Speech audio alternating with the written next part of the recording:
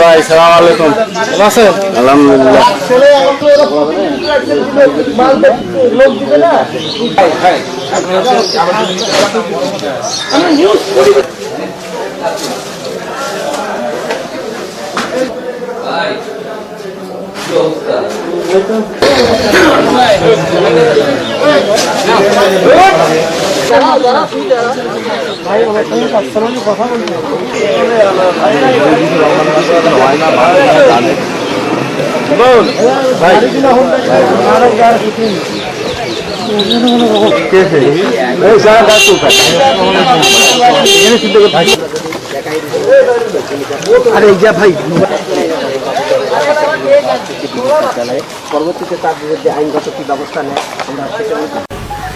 আজকে বেশ কয়েকদিন ধরে গোয়েন্দা সংস্থার লোকজনের বিষয়টা খেয়াল করছিল। তো আজকে এনএসআই এবং টিসিবির তথ্যের ভিত্তিতে আমরা এই অভিযানটা কিছুক্ষণ আগে শুরু করি এবং এই অভিযানে আমরা 70 কেজি খেজুর, 150 কেজি চিনি, 150 কেজি বুট, মসুরের ডাল 613 কেজি এবং 162 লিটার ভোজ্য তেল আটক করেছি এবং একজন ব্যক্তিকে আমরা আটক করেছি, তার নাম রুবেল, তার বাড়ি পাবনায়।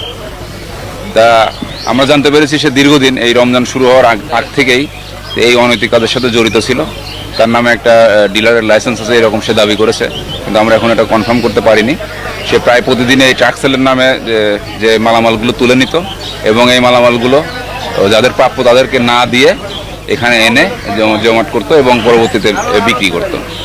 তা আমরা তার বিরুদ্ধে অবৈধ মজুতদারির অভিযোগে বিশেষ ক্ষমতা এনে মামলার প্রক্রিয়া গ্রহণ করেছি।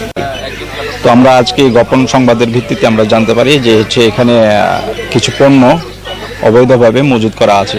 আমরা সাথে সাথে এটা যৌথ অভিযানে আমরা একটা অভিযান পরিচালনা করি। সেখানে আমরা কিছু পণ্য উদ্ধার করি এনএসআই এবং ডিবিএসবির সহায়তায়।